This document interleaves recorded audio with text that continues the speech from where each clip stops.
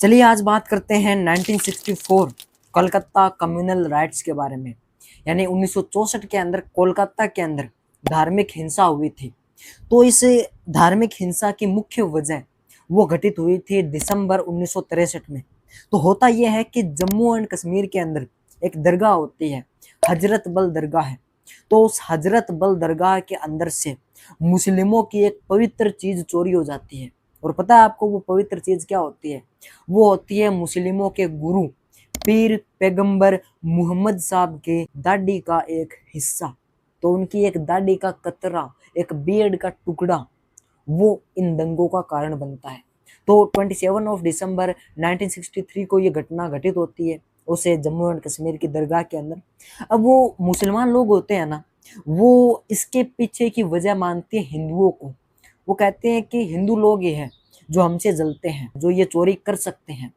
तो उस घटना के बाद जम्मू और कश्मीर के मुसलमान हिंदुओं को प्रताड़ित करना शुरू कर देते हैं और ये घटना की बात ये पहुंच जाती है पूर्वी पाकिस्तान के अंदर। तो पूर्वी पाकिस्तान के जो मुसलमान लोग होते हैं ना, वो भी हिंदुओं को टॉर्चर करना शुरू कर देते हैं। और पूर्वी पाकिस्तान का एक डिवीजन होता है, खुलना डिवीजन, जिसे फिलहाल मतलब वो बांग्लादेश है पूर्वी पाकिस्तान। तो पूर्वी पाकिस्तान यानी बांग्लादेश के अंदर 7 डिवीजन है। तो उनमें से एक डिवीजन होता है खुलना डिवीजन। उस डिवीजन के सीमावर्ती जिलों के अंदर ये घटनाएं तेजी से बढ़ रही थी। यानी मुस्लिम लोग हिंदुओं को प्रताड़ित कर रहे थे। कब? दिसंबर 1963 की उस घटना के बाद मुस्लिम लोग हिंदुओं को प्रताड़ित कर रहे थे, वो भी पूर्वी पाकिस्तान जो फिलहाल बांग्लादेश है उसके अंदर। अब वो जो खुलना डिवीजन के जो हिंदू लोग थे, वो किसी ना किसी तरह उस पूर्वी पाकिस्तान की सीमा को क्रॉस कर लेते हैं। चाहे उसके अंदर कितनी भी सिक्योरिटी क्यों ना हो, सिक्योरिटी को होते हुए भी वो उस पूर्वी पाकिस्तान की सीमा को क्रॉस कर लेते हैं पूर्वी पाकिस्तान के हिंदू लोग, और वो आ जाते हैं हिंदुस्तान के अंदर।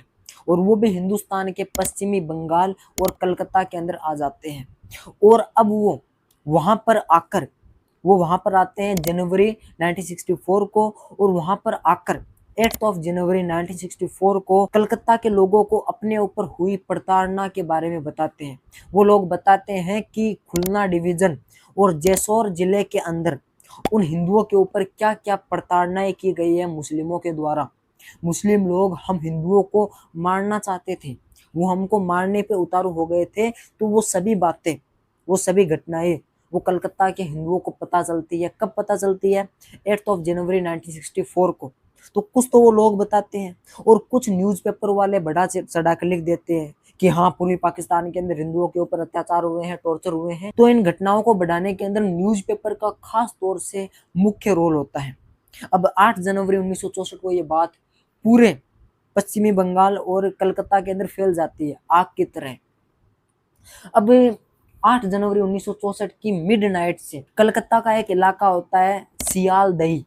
तो उस सियालदही इलाके के अंदर जो भी मुस्लिम लोग होते हैं, जो भी उनके कारोबार होते हैं, जो भी उनकी दुकानें होती है, उन दुकानों को हिंदू लोगों के द्वारा बंद करवाना शुरू कर दिया जाता है। यानी दंगे का आरंभ 8 जनवरी 1964 की मिडनाइट से शुरू हो जाता है। पहले तो मुस्लिम लोग हिंदुओं को मार रहे थे, अब हिंदू लोग मुस्लिमों को मारने पे उतारू हो जाते हैं। अब 8 जनवरी 1964 की मिडनाइट से ये दंगे शुरू होते हैं और सुबह होती है 9 जनवरी 1964 की। और 9 जनवरी 1964 की सुबह के साथ दंगे अपना विकराल रूप धारण कर लेते हैं। धीरे धीरे दंगे बढ़ने शुरू हो जाते हैं जो कलकत्ता होता है उसके अलग अलग स्थानों में। अब कलकत्ता में ये दंगे बढ़ रहे थे। अब जैसे ये बात पूर्वी पाकिस्तान के हिंदुओं को पता चलती है कि हिंदुस्तान के जो कलकत्ता है उसके अंदर हमारे लिए हिंदू भाई लड़ रहे हैं, तो पूर्वी पाकिस्तान के हिंदू लोग भी जो पाकिस्तान का अलग अलग क्षेत्र होते हैं वहां पर अपनी सभाएं शुरू कर देते हैं। वहां पर मुस्लिम लोगों के खिलाफ वो भी धरने शुरू कर देते हैं और जो पूर्वी पाकिस्तान का राष्ट्रमंडल होता है उसके खिलाफ वो धरना शुरू कर देते हैं। और पूर्वी पाकिस्तान के जो उस समय के राष्ट्रपति होते हैं अयूब खान, उनके पुतलों को भी जलाया जाता है। तो एक तरफ हिंदुस्तान के अंदर ये दंगे शुरू हो गए थे, अब दूसरी तरफ पूर्वी पाकिस्तान के अंदर भी ये दंगे शुरू हो चुके हैं। और पूर्वी पाकिस्तान के अंदर जो स्टूडेंट्स होते हैं, जो हिंदू स्टूडेंट्स होते हैं, वो भी दंगों के अंदर बढ़ चढ़कर हिस्सा लेते हैं।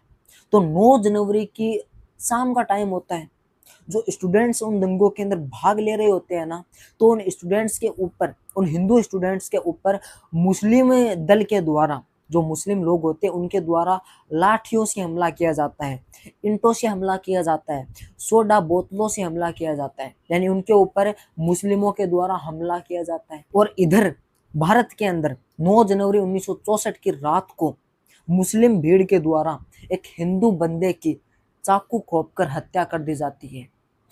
अब पाकिस्तान का वो मामला और हिंदुस्तान का ये मामला आक्रोश को और ज्यादा बढ़ा देता है हिंदुस्तान के कलकत्ता के अंदर। अब आक्रोश और ज्यादा बढ़ता है 9 जनवरी की रात से, और सुबह होती है 10 जनवरी की। 10 जनवरी की सुबह के साथ कलकत्ता के कुछ इलाकों के अंदर, जैसे तालटोला, बेनियापुकुर, एंटली और बेनियाघाटा थाना क्षेत्रों के अंदर दंगे जोरों शोरों से बढ़ते हैं। यानी हिंदू लोग मुस्लिमों को मार रहे हैं, काट रहे हैं, उनकी दुकानों को जला रहे हैं, उनके घरों को जला रहे हैं। अब वहां की पुलिस उन हिंदू लोगों को रोकने के लिए आती है, और पुलिस के द्वारा हिंदू भीड़ को कंट्रोल करने के लिए 36 राउंड आंसू गैस के गोलों की फायरिंग की जाती है, और कुछ असली बंदूक की फायरिंग भी की जाती है। तो इस प्रकार वो पुलिस वाले हिंदू भीड़ को रोकने की कोशिश करते हैं, लेकिन वो कहाँ पे रुकने वाले थे। अब हिंदू भीड़ के साथ साथ जो कलकत्ता के स्टूडेंट्स थे, जो हिंदू स्टूडेंट्स थे, वो कॉलेज और स्कूलों को त्याग देते हैं कि हम स्कूलों और कॉलेजों को त्याग रहे हैं, हम पढ़ने के लिए नहीं जाएंगे जब तक मुसलमानों को बाहर नहीं निकाला जाएगा कलकत्ता से, जब तक पूर्वी पाकिस्तान के हिंदुओं को न्याय नहीं मिलेगा तब तक हम स्कूलों के अंदर नहीं जाएंगे। अब एक तरफ तो हिंदुस्तान के अंदर ये कांड चल ही रहा था, अब दूसरी तरफ पाकिस्तान के अंदर भी ऐसी घटनाएं चल रही थी। हिंदू लोग राष्ट्रमंडल के बाहर धरना दे रहे थे, तो वहां पर हिंदू और मुस्लिमों की झड़प होती है। तो उस झड़प के अंदर 29 हिंदू लोग मारे जाते हैं। अब उधर तो वो 29 लोग मारे जाते हैं, और इधर कलकत्ता के अंदर उसी 10 जनवरी 1964 को जावदपुर के अंदर एक एंड्रयूज कॉलेज होता है, उस कॉलेज का एक स्टूडेंट होता है, उसका नाम होता है बाहुदेव सेन। उस स्टूडेंट की मौत हो जाती है, और वो भी पुलिस की गोली का शिकार होकर, क्योंकि वो स्टूडेंट होता है ना, वो उस धरने के अंदर शामिल होता है। तो पुलिस वाले फायरिंग करते हैं, तो उस फायरिंग के अंदर उस स्टूडेंट यानी बाहुदेव सेन की मृत्यु हो जाती है। तो ये घटना और उन 29 लोगों की जान जाने की घटना, वो जो कलकत्ता होता है उनके युवाओं के अंदर आक्रोश को और ज्यादा बढ़ा देती है। अब 10 जनवरी की रात से घटनाएं और ज्यादा बढ़ना शुरू हो जाती है। मुस्लिम लोगों के प्रति टॉर्चर की जो घटना होती है वो और ज्यादा बढ़ना शुरू हो जाती है। अब 11 जनवरी को जो कलकत्ता की सरकार होती है ना, वो ये फैसला करती है कि नहीं, पुलिस वालों की बस की बात नहीं है, तो वो उन दंगों को कंट्रोल करने के लिए मिलिट्री फोर्स बुलाती है, यानी भारतीय सेना की एक टुकड़ी बुलाती है। तो भारतीय सेना की टुकड़ी कलकत्ता के अंदर आती है, वो उस बात को कंट्रोल करने की कोशिश करती है। कलकत्ता के अलग अलग इलाकों के अंदर वो गश्त लगाती है, वो देख रेख करती है कि कोई हिंदू भीड़ मुसलमानों को टॉर्चर तो नहीं कर रही है, वो इसका देख रेख कर रही है। कब से? 11 जनवरी 1964 से जो भारतीय सेना को बुलाया जाता है, वो भारतीय सेना ये काम कर रही है। और इसके साथ साथ कुछ इलाकों के अंदर रात के 10 बजे से सुबह 5 बजे तक कर्फ्यू भी लगाया जाता है।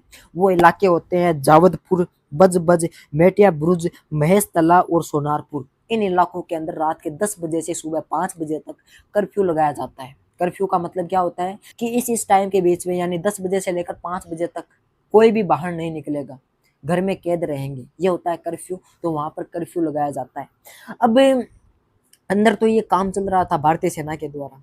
अब जो कलकत्ता के बाहर का एक इलाका होता है गाय घाटा, उस कलकत्ता के बाहर के इलाके के अंदर 11 जनवरी को हिंदू भीड़ के द्वारा 3 पुलिस कर्मियों को मार दिया जाता है। और मौत के पीछे की वजह पता क्या होती है? उसके पीछे की वजह ये होती है कि जो पुलिस वाले होते हैं ना, वो हिंदू भीड़ को रोकते हैं मुस्लिम लोगों को मारने से, मुस्लिम गांव के अंदर जाने से। अब हिंदू लोग कहते हैं क्या तुम्हारी ये औकात, तुम हम लोगों को रोकोगे? तो 3 पुलिस वालों को वो मार देते हैं, खात्मा कर देते हैं उनका। तो ये दंगे अपनी सीमा को लांग रहे थे, अपने चरम सीमा को लांग रहे थे, और दंगे बढ़ रहे थे। लेकिन अब आपको एक बात बताऊं कि 8 जनवरी से 10 जनवरी तक जितने दंगे हुए थे, 11 जनवरी को है ना उससे कम दंगे हुए थे। बिकॉज वहां पर भारतीय सेना थे, भारतीय सेना उन दंगों को कंट्रोल कर रही थी। तो 11 जनवरी को बीते 3 दिनों से कम दंगे हुए थे, थोड़ा माहौल शांतिनुमा था।